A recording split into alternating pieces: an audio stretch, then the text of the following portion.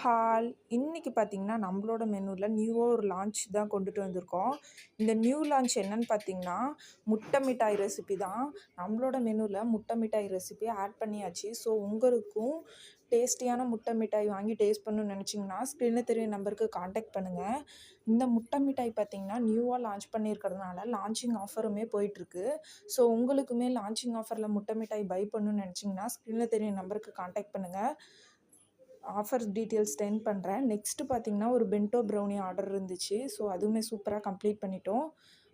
அதுக்கு தேவையான ganache and happy birthday topper எல்லாமே சேர்த்து பேக் பண்ணி கொரியர் பண்ணியாச்சு.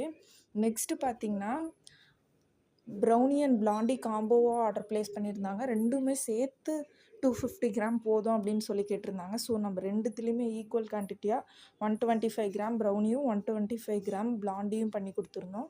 அதில பார்த்தீங்கன்னா, பிளாண்டியில வந்து மில்க் சாக்லேட் ஆட் பண்ணி, ப்ரௌனியில வந்து ஒயிட் சாக்லேட் ஆட் பண்ணி கேட்டிருந்தாங்க. ஸோ, அவங்க கேட்டிருந்த மாரியே பண்ணி கொடுத்துருந்தோம்.